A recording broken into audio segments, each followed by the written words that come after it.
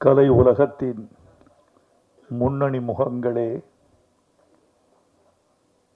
தயாரிப்பாளர்களாகிய நண்பர்களே, இயக்குனர் கௌதமன் அவர்களே, அவரை சார்ந்த தொழில்நுட்ப கலைநுட்ப கலைஞர்களே, பாசத்திற்குரிய பத்திரிகையாளர்களே, ஊடக உறவுகளே, உங்கள் அனைவருக்கும் எனது அன்பான வணக்கத்தை தெரிவித்துக் கொள்கிறேன்.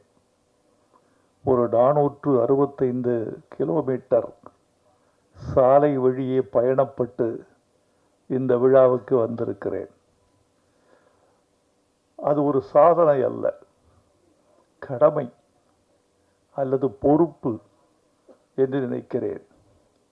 பொறுப்பு ஏன் என்றால், கௌதமன் எங்கள் சமகாலத்தில் மதிக்கத்தக்க ஓர் இயக்குனர் மற்றும் சமரசமில்லாத ஒரு போராளி.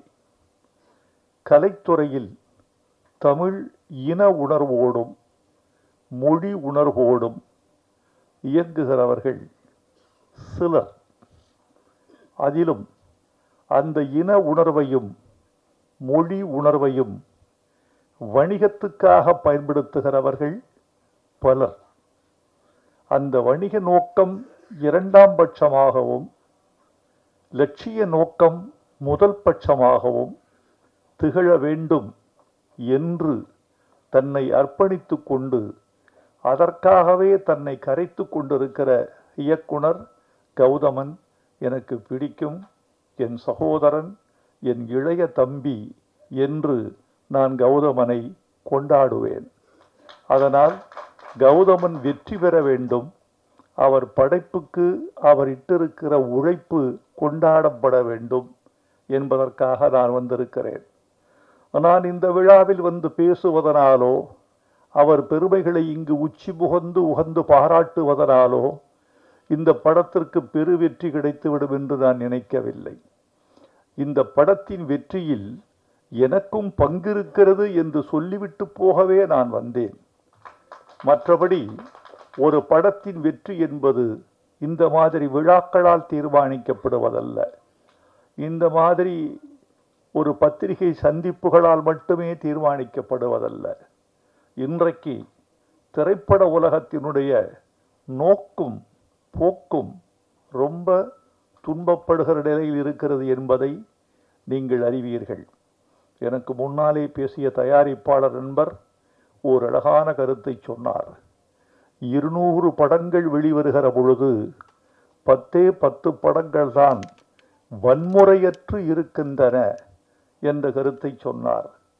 இன்னொரு கருத்தையும் அதன் உட்பொதி பொருளாக நீங்கள் சொல்லி இருக்க வேண்டும். அதை நான் சொல்கிறேன். 200 படங்கள் வந்தால் 10 படங்கள் மட்டும்தான் வெற்றிக்கு பக்கத்தில் இருக்கக்கூடிய படங்களாக இருக்கின்றன என்பதையும் நீங்கள் சொல்லி இருக்க வேண்டும். அதற்கு என்ன காரணம் என்று நீங்கள் யோசித்து பார்த்தால், படையாண்ட மாவீரனுடைய கதையையும் திரைக்கதையையும் வாழ்வியலையும் அதன் வெளியீட்டையும் நீங்கள் தொடர்புபடுத்தி அதை உணர முடியும் என்று நான் நினைக்கிறேன். படையாண்ட மாவீரனுக்கு ஒரு பெரிய பலம் இருக்கிறது. அந்த பலத்தை சொல்வதற்கு முன்னால் நிகழ்கால படங்கள் பலவற்றின் பலவீனத்தை நான் சொல்ல வேண்டியவனாக இருக்கிறேன். அந்த பலவீனங்கள் ஒன்றிரண்டல்ல. நம்மிடையே மிகப்பெரிய நடிகர்கள் இருக்கிறார்கள், மிகப்பெரிய தயாரிப்பாளர்கள் இருந்தார்கள், இன்னும் இருக்கிறார்கள், மிகப்பெரிய ஒளிப்பதிவாளர்கள் இருக்கிறார்கள், மிகப்பெரிய தொழில்நுட்ப வல்லுநர்கள் இருக்கிறார்கள். ஆசியாவின் சிறந்த திரையரங்குகள் தமிழ்நாட்டில் இருக்கின்றன. இவ்வளவு இருந்தும் படங்கள் 200 படங்களில் ஏன் 10 படங்கள் மட்டுமே ஓடுகின்றன, 190 படங்கள் ஏன் பின்வாங்குகின்றன என்பதை சற்றே யோசித்து பார்த்தால், இவர்கள் வாழ்க்கையை பார்த்து சினிமா எடுக்காமல் படங்களை பார்த்து பல பேர் சினிமா எடுக்கிறார்கள். படம் என்பது பிம்பம், வாழ்க்கை என்பது நிஜம். இரத்தமும் கண்ணீரும் வேர்வையும் கலந்த ஒரு உண்மையான பிம்பம்தான் வாழ்க்கை. அந்த வாழ்க்கையிலிருந்து நீ உன்னை கடந்து போன வாழ்க்கை, நீ தொட்ட வாழ்க்கை, நீ துன்புற்ற வாழ்க்கை, உன்னை துன்பப்படுத்திய வாழ்க்கை, அல்லது சக மனிதனை துன்புறுத்தி சென்ற வாழ்க்கை, இவற்றை நீ படமாக எடுத்தால் ஒரு கனெக்டிவிட்டி, ஒரு தொடர்பு தன்மை இருக்கும் ரசிகனுக்கும் திரைக்கும் இடையில்.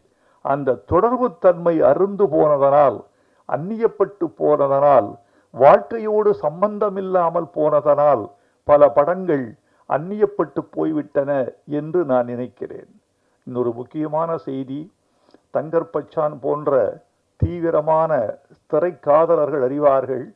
தமிழ்நாட்டில் தமிழர்கள் 8 கோடி மக்கள் இருக்கிறார்கள்.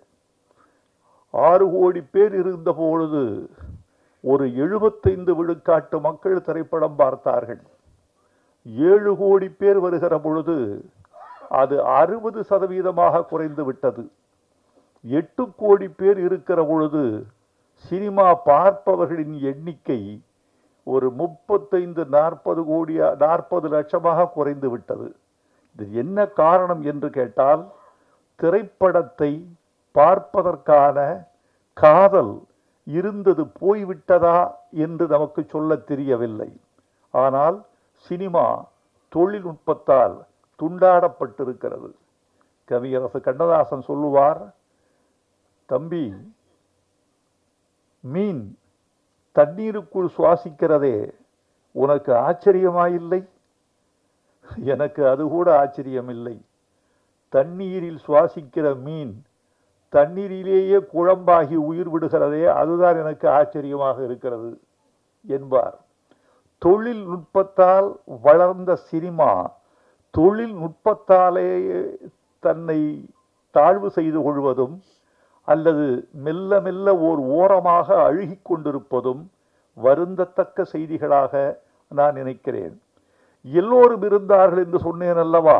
நடிகர்கள், தயாரிப்பாளர்கள், தொழில்நுட்ப கலைஞர்கள், ஒளிப்பதிவாளர்கள், இசையமைப்பாளர்கள், பாடலாசிரியர்கள் என்று நறும் திறமைகள் பெற்ற பல பேர் திரையுலகில் வாழ்ந்து கொண்டிருக்கிற பொழுது எது இல்லை என்று கேட்டால், கதாசிரியன் என்ற ஜாதியை கொன்றது யார்? திரைக்கதை என்று ஒரு ஜாதி இருந்ததே, அவர்களை வழித்து எடுத்தது யார்? வசனகர்த்தா என்று ஓர் இனம் இருந்ததே, அவனை மழித்து வெளியேற்றியது யார்? ஒரு திரைக்கதைக்கு மூலக்கதை ஆசிரியன், திரைக்கதை ஆசிரியன், வசனகர்த்தா, துணை இயக்குனர், இயக்குனர் என்று பலதரப்பட்ட 10 மூளைகளால் செழுமைப்படுத்தப்படுவது ஒரு சினிமா.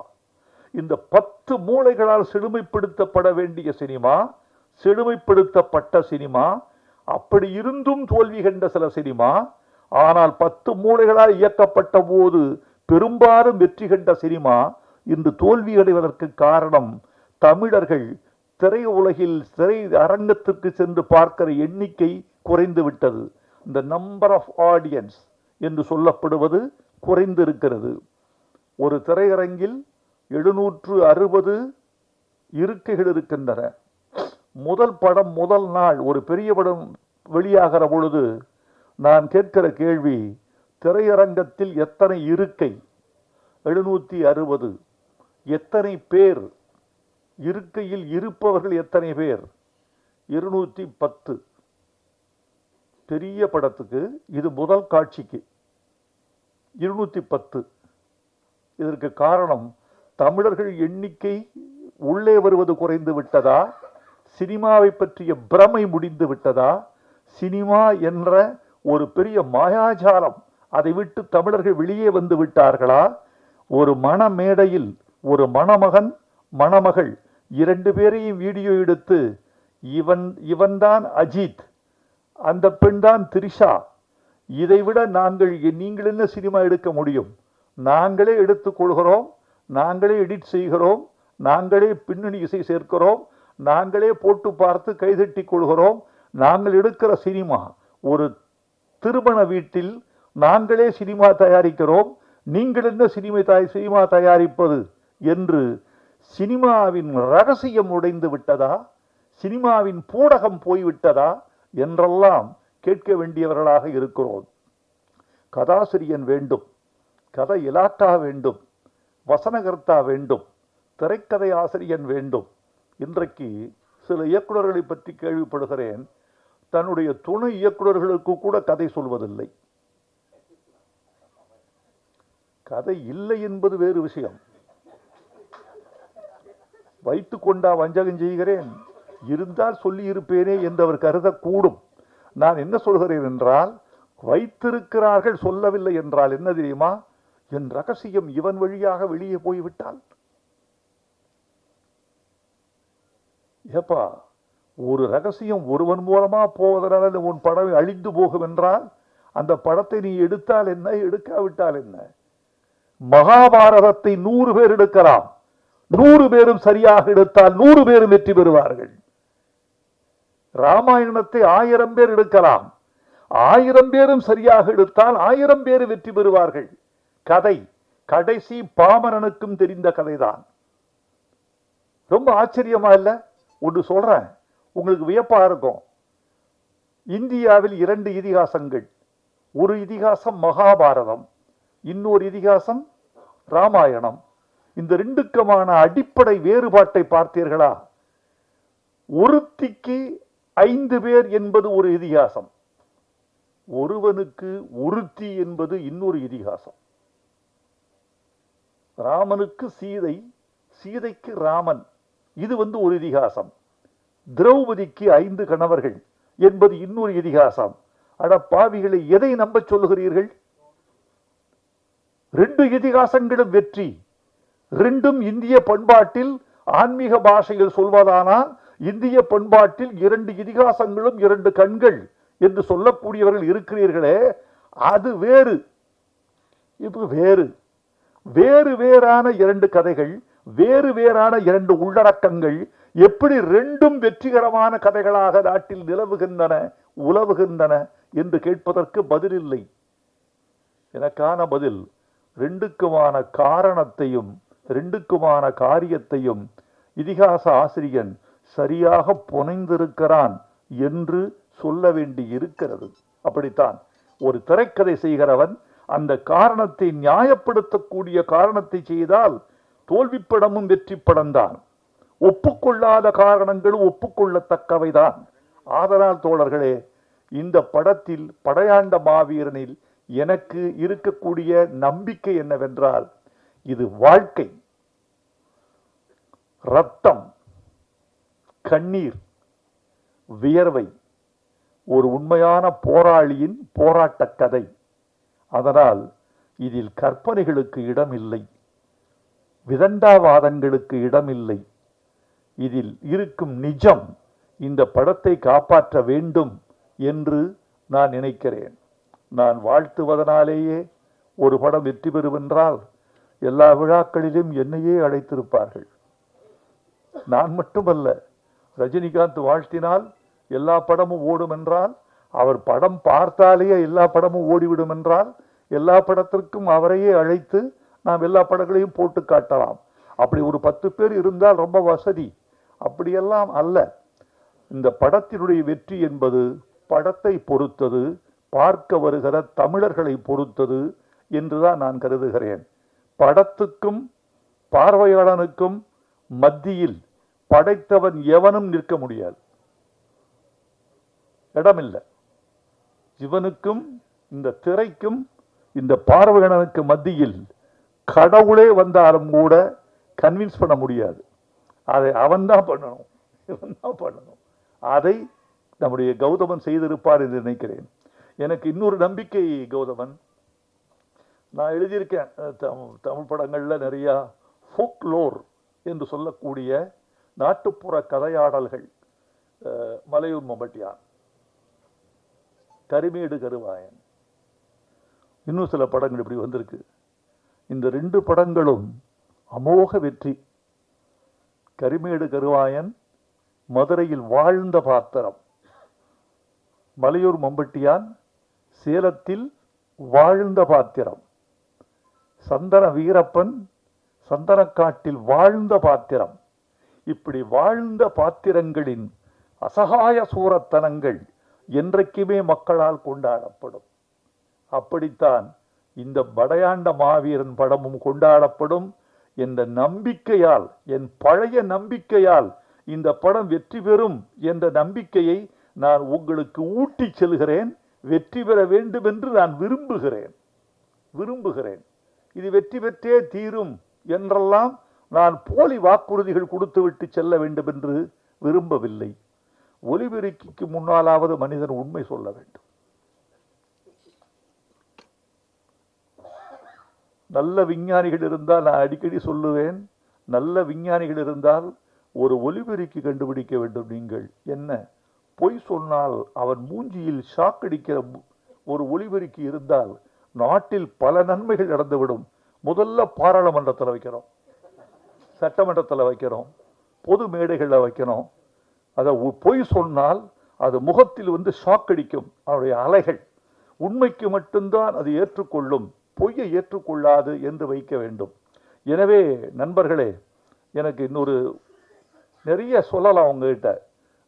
நீண்ட சொற்பொழிவாக இது ஆகிவிடக்கூடாது என்ற கவனத்திலும் நான் இருக்கிறேன்.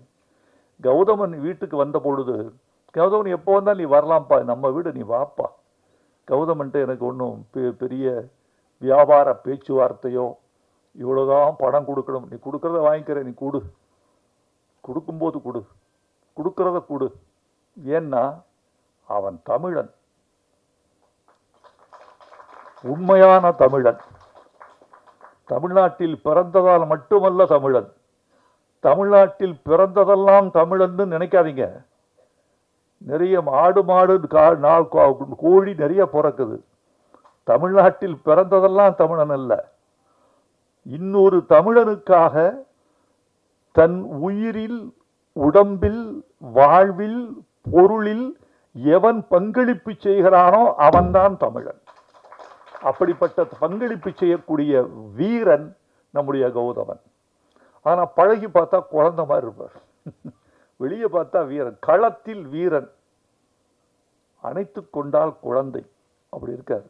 அவர் வந்த போது அவர் கதை சொல்ல சொல்ல அவர் கண்களில் ஏற்பட்ட நெருப்பு இருக்க, டேய் அப்பா என்ன எதையா இப்படி தீவிரமா இருக்காரு நம்ம கௌதமன் கவிஞரே அப்படி சொல்லுகிற பொழுது அவருடைய உடல் துடிப்பதும், உதடுகள் துடிப்பதும், கண்கள் சிவப்பதும், உடல் மொழி உக்கரமாவதும், அவருடைய ஜாடைகளெல்லாம் வேறு உயரத்துக்கு செல்வதும், அடிக்கடி நாற்காலியை விட்டு அரையடி எழுந்து கொள்வதும், நான் விட்டா நாற்காலி மேலேயே நின்று வர போல் இருக்கு அப்படி இருந்து சொல்வதும், பாடல் வாங்க வருகிற பொழுது அந்த பாடலை நான் வாசித்து காட்டுகிற அந்த நிமிடத்துக்காக அவர் தவிக்கிற தவிப்பும், முதலாக காதலியிடமிருந்து காதல் கடிதம் வந்தால் காதலன் எப்படி காத்திருப்பானோ அப்படி பாட்டு ரெடியா, நான் படிச்சு காட்டுறேன், காட்டுங்க, படிச்சு காட்டுங்க. இந்த படையாண்ட மாவீரா மாவீரா மாவீரா வாவா வீரா மாவீரா பாட்டை கேட்கும் போதெல்லாம் அப்படியே துடிச்சிட்டாரு மனுஷன்.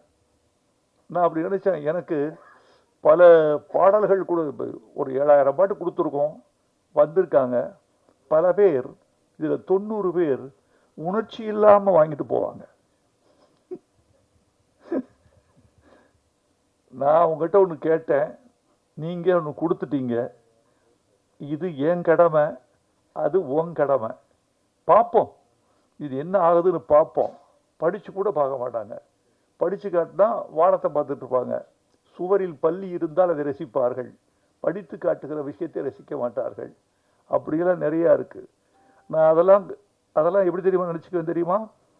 இவர்கள் ரசிக்கவில்லை என்றாலும் பாடலை இவர்களுக்கு எடுத்து விட மாட்டார்கள் என்ற நம்பிக்கையோடு கொடுத்துருக்கேன்.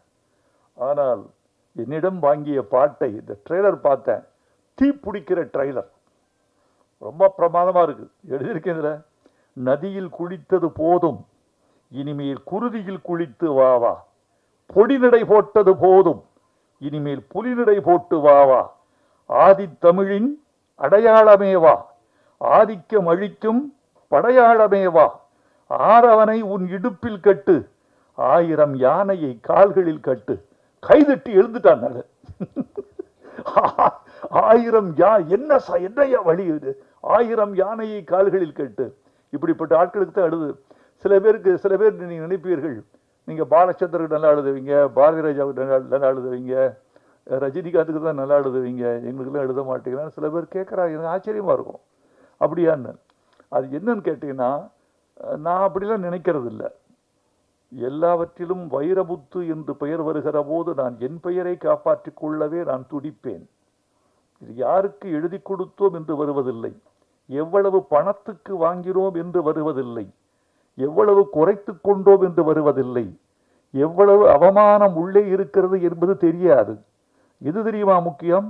இந்த பாட்டுக்கு கீழே இயற்றியவர் வைரமுத்து என்ற முத்திரையை காப்பாற்றிக் கொள்வதற்காகவே எல்லா பாட்டையும் ஒரே நிலையில் எழுதுகிறோம்.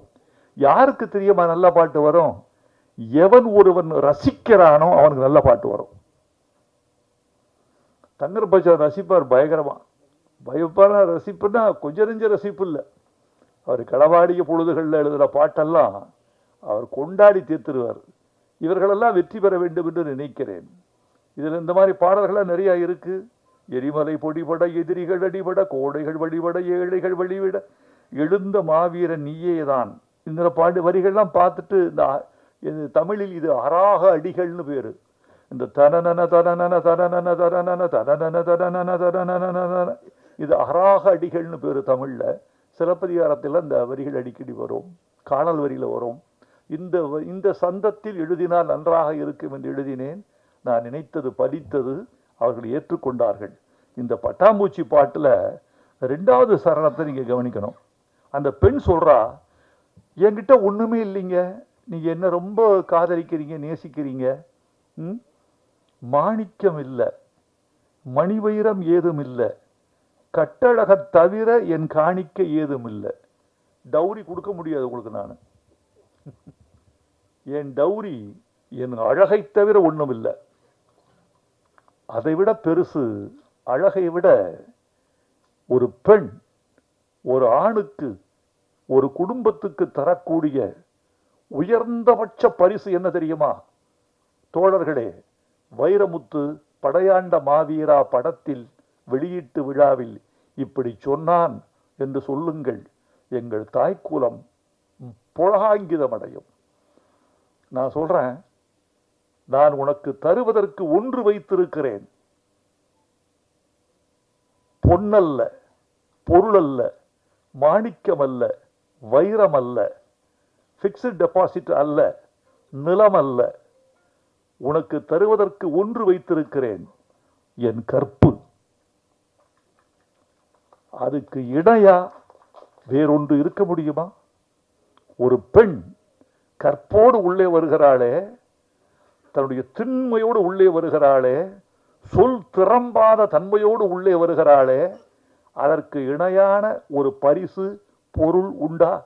இவ சொல்றா, எனக்கு எதுவும் இல்லை, கட்டழகை தவிர என் காணிக்க ஏதும் இல்லை. அதுக்கு இவரு பொம்பளை ஏமாத்துறதான வாழ்க்கை. இவர் சொல்றாரு, என்னடி இப்படி சொல்லிட்ட நீ? மாணிக்கம் மேனியடி, உனக்கு மாணிக்கம் இல்லையா? மாணிக்கம் மேனியடி, மணிமுத்து பற்களடி, உள்ரவிக்கை ஊறி வரும் உப்புத்தேன் போதுமடி. இப்படி ஒருத்தர் 2 பேர் கைதட்டுறீங்கல்ல, இதுக்குத்தான் நாங்க பாடுபடுறது. இவ்வளவு பாடுபடுவது, வரிகளை மாத்த வேணான்னு சொல்றது, ஏய் சவுண்ட குறைப்பான்னு சொல்றது, ஏய் ஆடியோ பார்த்துக்கப்பான்னு சொல்றது, சவுண்ட் இன்ஜினியரை தனியா கூப்பிட்டு இந்த மிக்சியில கொஞ்சம் பார்த்துக்க பிரதர் சொல்றது, இந்த ஒரு கைதட்டலுக்காகத்தான். எனக்கு வேற ஒண்ணும் வேணாம். உன் மாணிக்கம் உன் மேனி, மணிமுத்து உன் பற்கள், வேற எனக்கு என்ன வேணும்? தேன் வச்சிருக்க நீ, தேன் இருக்கு, அது போதும். அது என்ன தேன்? உள்ரவிக்கை ஊறி வரும் உப்பு தேன். வேர்வைக்கு வைரமுத்து வைத்த இன்னொரு கவிதை பெயர் உப்பு தேன். இப்படியெல்லாம் எங்கேயாவது தெளிச்சிட்டு போவோம். கண்டுபிடித்து ரசித்தால் அவன்தான் கடவுள். இப்படி நிறைய இருக்கு. கௌதமன், என்னுடைய வாழ்த்துக்கள். என்னுடைய வழக்கமான விஷயம் இதுதான். என்னுடைய வாழ்த்துக்கள் என்பது என்ன தெரியுமா? நிச்சயமாக நீங்கள் வெற்றி பெறுவீர்கள் என்பதற்கான வாழ்த்துக்கள் அல்ல, வெற்றி பெற வேண்டும் என்ற விருப்பம்தான் என் வாழ்த்து. இந்த படம் வெற்றி பெற வேண்டும். ஒடுக்கப்பட்ட மக்களும், அதாவது நீங்க பேசியதை வைத்து நான் அனுமானத்துக்கு ஒன்று வந்தேன், அதை சொல்லி விடைபெற வேண்டும் என்று ஆசைப்படுகிறேன். ஒரு சாதிய கட்டமைப்புக்குள் ஒரு குறிப்பிட்ட சமூகத்துக்கு மட்டுமே சொந்தமானவர் அவர் என்று நீங்கள் சின்ன வட்டத்துக்குள் சிக்க வைக்காமல், அவன் ஒரு சமூகத்துக்கான தலைவன், எல்லா சமூகத்துக்குமான தலைவன். ஒடுக்கப்படுவது எங்கு இல்லை? எல்லா சமூகத்திலும் இருக்கிறது. போராட்டம் எங்கு இல்லை? எல்லா சமூகத்திலும் இருக்கிறது. அப்புறம் ரத்தம் எங்கு யாருக்கு சிந்தப்படவில்லை? எல்லா சமூகத்திலும் ரத்தம் சிந்தப்பட்டிருக்கிறது. அதனால் ரத்தம் எங்கு விழுந்தாலும், கண்ணீர் எங்கு விழுந்தாலும், போராட்டம் எங்கு இருந்தாலும் அது எல்லா சமூகத்துக்குமான பொதுமை பண்பாக மாற்றுவதுதான் இந்த படத்துக்கு வெற்றியாக இருக்கும் என்று நான் நினைக்கிறேன். எல்லா சமூகத்துக்குமான பொதுமை பண்பாக மாற்றுங்கள். எங்கள் கண்ணீர் உங்கள் கண்ணீர், எங்கள் ரத்தம் உங்கள் ரத்தம், எங்கள் அவலம் உங்கள் அவலம். உங்கள் அவலத்துக்காகத்தான் ஒரு குறிப்பிட்ட பிரதேசத்தில் மட்டும் ஒரு மனிதன் போராடி மாய்ந்திருக்கிறான், வென்றிருக்கிறான் என்று சொல்லுங்கள். இந்த படத்தின் வெற்றி விழாவில் நான் கலந்து கொள்ளக்கூடிய வாய்ப்பு கிடைத்தால் அதைத்தான் நான் பெருமையாக கருதுவேன். நன்றி, வணக்கம்.